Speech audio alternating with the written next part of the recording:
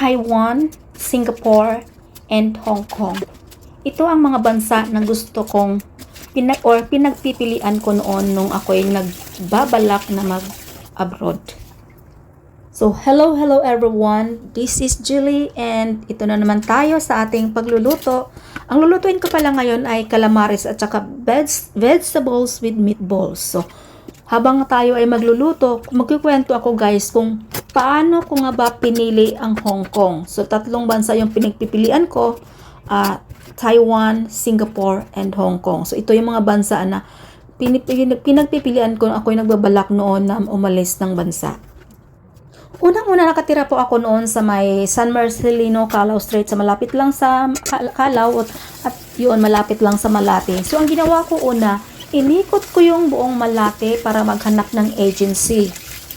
So pag may nakita akong agency na nag-hire sila ng DH, papasok ako sa loob at magtatanong ako kung ano mga dapat gawin, yung mga requirements at magkano yung mga gagastusin. Pero syempre, inuna kong inalam kung magkano yung sasahurin. So, ang sahod noon sa Taiwan, medyo halos magkaparehas lang kaysa dito sa Hong Kong. Yung pinakamababa is yung Singapore. Mahigit 10,000 lang yung sasahurin sa Singapore. Pero mostly kasi sa Taiwan is yung mga sa, tawag dito, caretaker at saka yung factory worker. Hindi ako pwede sa factory worker dahil maliit lang ako, 4'11 lang yung height ko. At saka, yung sa pag-caretaker naman, wala akong experience. Kasi mostly sa Taiwan, mag-aalaga ka ng matanda. So, wala akong experience doon. So, inalis ko na yung Taiwan sa choices ko. So, ang kasunod naman yung Singapore. Sa Singapore kasi guys, wala kang masyadong, maliit lang yung gagastusin at mabilis ka lang makaalis. Pero napakababa ng sahod. Yung sahod nun around na 10,000 something lang. So, ang iniisip ko nun, nagtatrabaho ko sa Pilipinas, sumasahod ako ng 9,000 plus may mga racket ako. So, mahigit 10,000 din yung mga kinikita ko. So, iniisip ko, bakit pa ako magkakatulong sa ibang bansa kung ganun lang din naman ang sasahurin ko?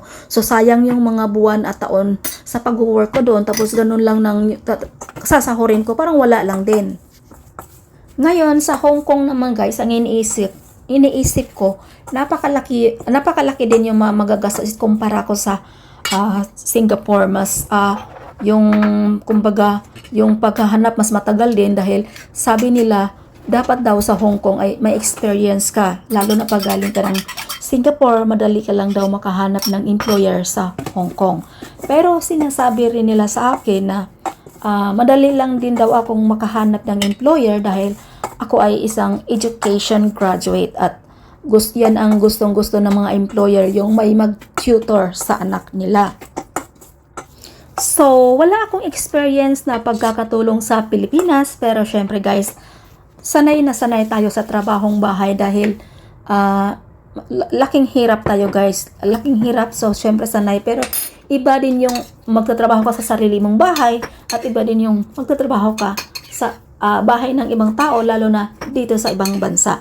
Pero ang ginagawa ko kasi nun guys, nagiging experience ko nun, nag-alaga ko ako ng pinsan ko, siguro mga inalagaan ko siya ng 10 months old to 2 years old. So, ayun, ilagaan ko siya. So, yun ang ginawa nilang experience ng agency, ginawa nilang fake na certificate na ginawa nilang 2 years kasi dapat pag nag-apply ka ng domestic helper dito sa Hong Kong, di ko lang alam sa ibang bansa, ay kailangan may 2 years experience ka.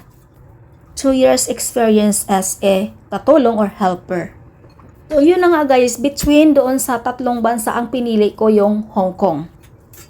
So, wala akong kakilala sa Hong Kong, walang tumulong sa akin paano mag-apply. Ang ginawa ko lang, basta yun yung pumasok ako sa mga agency, nagtanong-tanong ako. Kung baga sariling sikap ko lang talaga yung aking pag-abroad. Nilakasan ko na lang yung aking loob kasi wala naman akong magpagtanungan kung ano yung magiging buhay dito sa abroad kasi wala nga akong kakilala talaga. So, ayun, dahil nga nakapag-decide na akong mag-Hong Kong, ayun, ang ginawa ko naman kasunod guys, inaalam ko naman kung magkano yung gagastusin ko. So, isipin natin na hindi pare-pareho yung mga agency. May mga agency na sobrang mahal. Mayroon nga ako napasokang agency noon na ang babayaran, ang gagastusin ko lahat around 120,000. Diyos ko, nagpa-video na ako. Gumastos na ako noon ng mga siguro mga 3,000. Binack out ko kasi parang hindi ko kaya at napakamahal. So, naghahanap ako ng ibang agency. Ang ginawa ko ngayon nga, pasok ako sa ibang agency. Ang ginawa ko, nagtatanong ako. So, yung agency talaga, hindi nila sasabihin sa'yo direkta kung magkano yung gagastusin mo. So, ang ginawa ko, pag inalam ko yung mga applicant, guys, ako nang tanong sa mga applicant kung magkano yung tinastos nila. So, magtanong ako doon sa malapit ng umalis, kasi doon talaga, pag malapit na sila makaalis, alam na nila kung magkano yung nagastos nila. So, doon ako nagtatanong. So, ayun, pinagkumpara ko yung mga agency kung saan ako makakamura. So, may isang agency na nag-decide ako, John Morris yung agency na yon, yung sa Pinas, sa dito naman sa Hong Kong ay sa Techniques. So, yun nga, doon sa Pinas, gumastos ako ng mga 64,000 lahat-lahat. Pero isipin mo guys, that was 2008 pa. So, that was 15 years ago.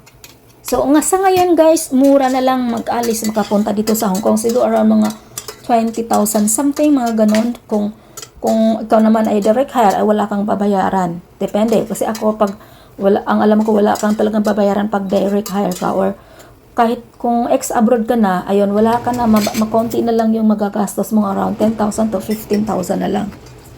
So, yun na nga guys, ayun, yun na, nakapag-decide na ako kung saan agency, saang bansa, at saka saang agency.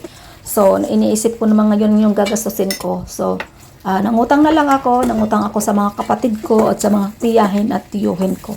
So, mayroon nagpapautang sa akin ng 5,000, tigli 5,000, tag 10,000.